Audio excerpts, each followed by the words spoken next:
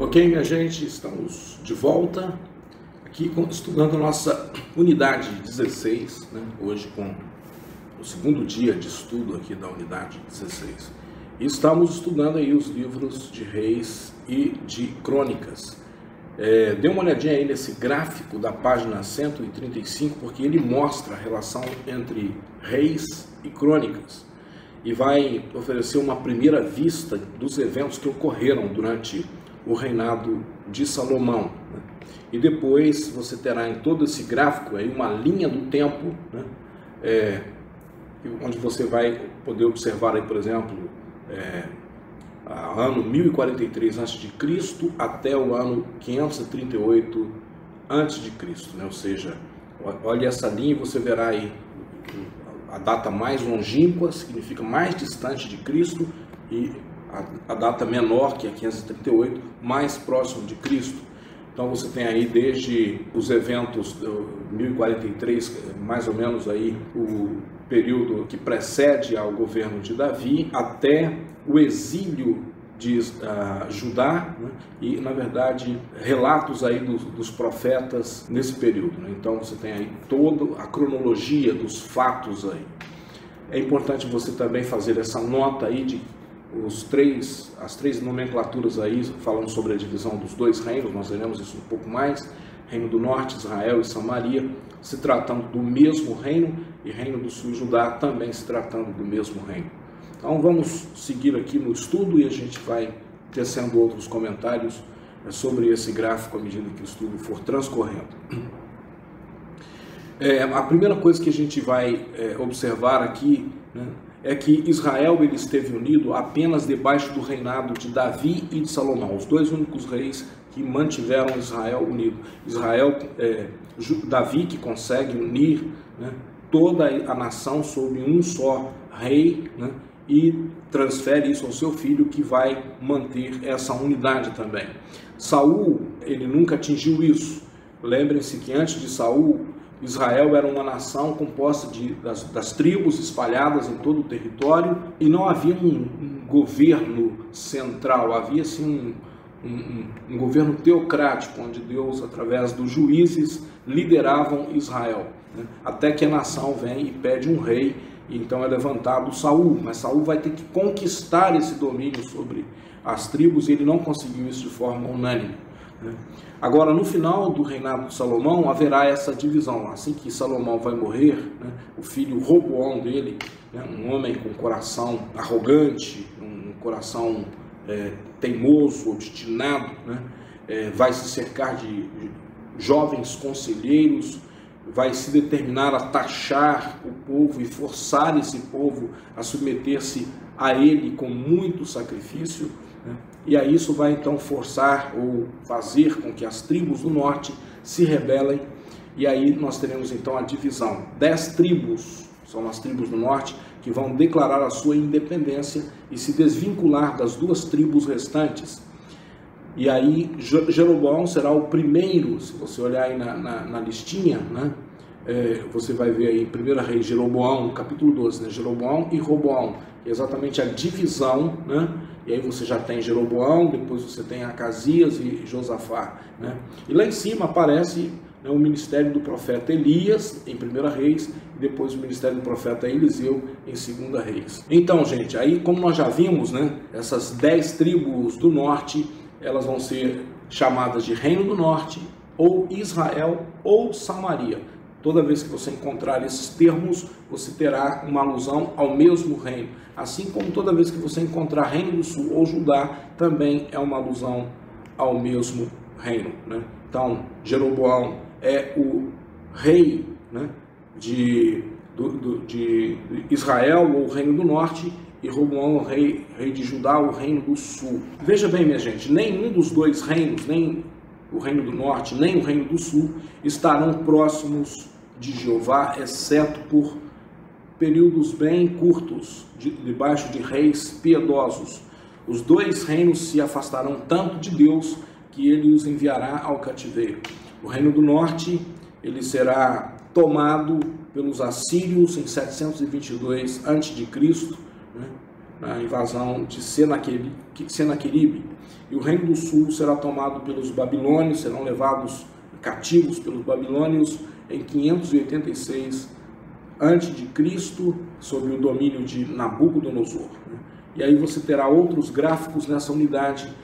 Tome um tempo para você analisar esses gráficos enquanto está estudando o seu livro e as escrituras. Agora, com a divisão do templo, nós temos o surgimento de um problema, que é exatamente que o templo estava em Jerusalém, e Jerusalém estava em Judá. E o Reino do Norte não tinha intenção de retornar a Jerusalém para adorar. Isso fez então que eles já construíssem um outro centro de adoração no Monte Gerizim. Agora, rapidamente, esse centro de adoração vai se tornar um centro de idolatria, um centro pagão, em lugar de ser um lugar de adoração a Jeová. E essa infidelidade do povo do norte das nações, do norte de Israel, vai ser contestada, rejeitada pela liderança de Judá, e vai criar-se aí uma hostilidade religiosa que vai durar anos. Inclusive no tempo de Jesus nós ainda temos essa hostilidade. Você, por exemplo, tem isso bem relatado em João 4, na história da mulher samaritana, essa hostilidade entre Judá e Samaria. A mulher samaritana, inclusive, tem uma discussão religiosa com Jesus acerca disso. Se você conhece a Escritura, você vai lembrar-se desse detalhe. Enquanto você estuda, gente, essas situações, extrai as lições básicas daquilo que é importante você gravar na sua vida, sobre a maneira como esses reis estão governando, como eles estão se relacionando com Deus, como eles estão se relacionando com o povo.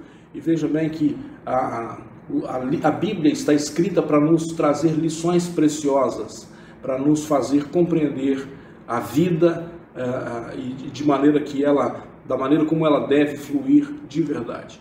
Agora vamos ler esse texto, que é um texto de 2 Crônicas 7, 17 a 21, onde Deus está falando com Salomão. Continua assim que Deus começa a falar, Deus se apresenta a Salomão à noite, falando sobre ele, sobre o templo, e aqui Deus continua falando com Salomão, e ele diz assim: e se você, Salomão, me servir fielmente como fez Davi, o seu pai, e se obedecer às minhas leis e ordens, e fizer tudo o que eu mandar, então eu firmarei o seu poder como rei, cumprindo assim a aliança que fiz com Davi, quando lhe disse que Israel sempre seria governado pelos descendentes dele.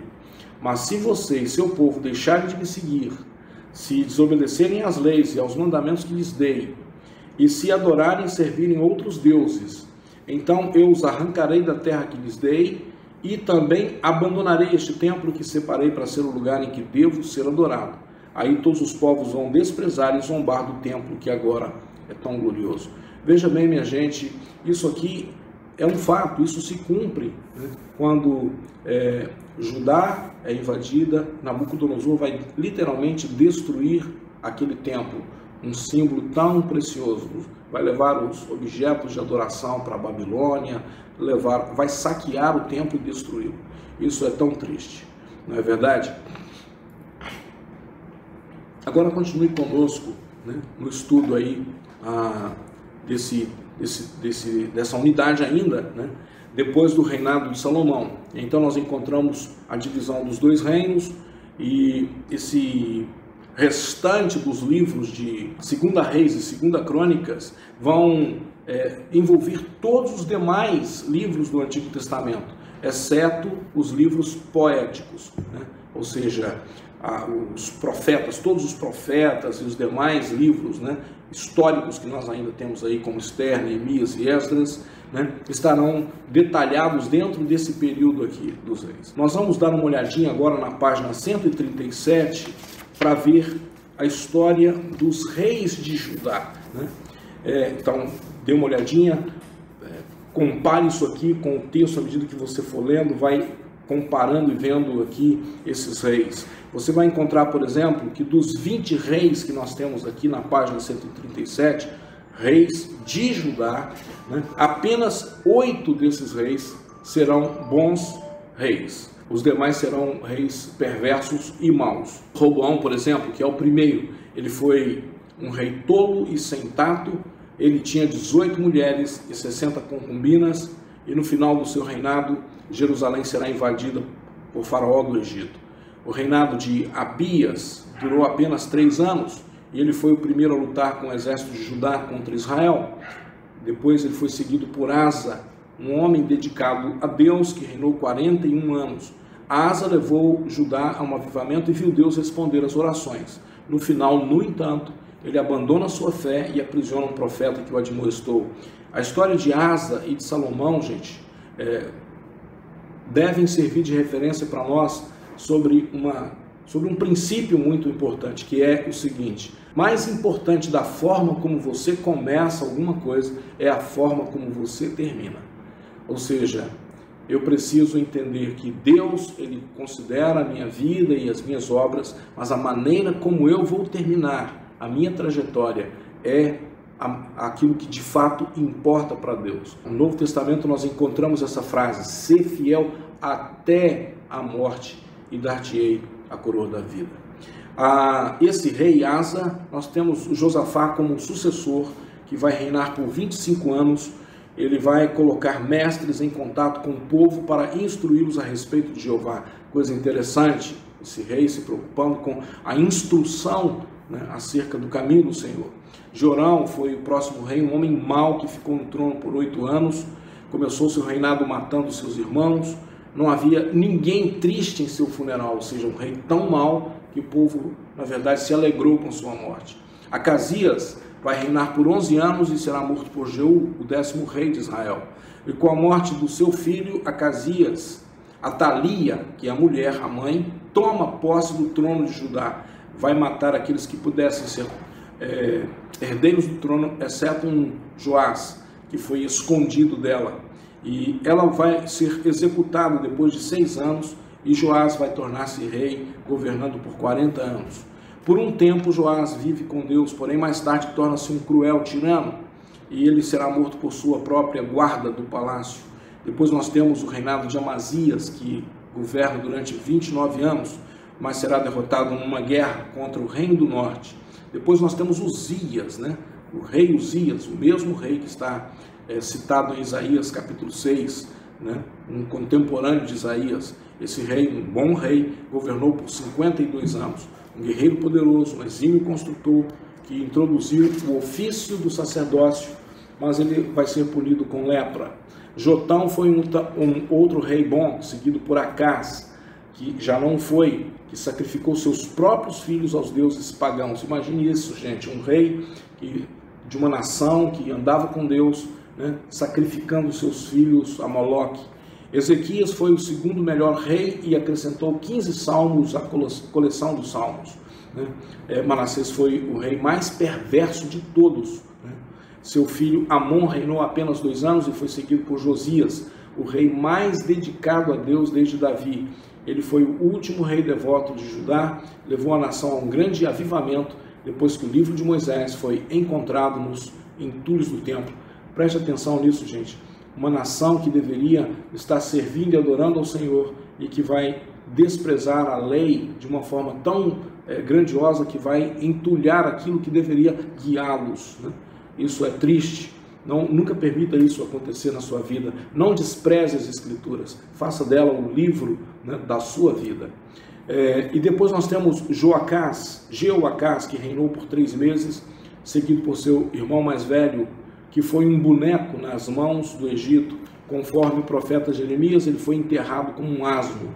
Jeoaquim foi amaldiçoado por Deus por causa da sua vida perversa. Reinou apenas 3 meses e foi levado cativo para a Babilônia.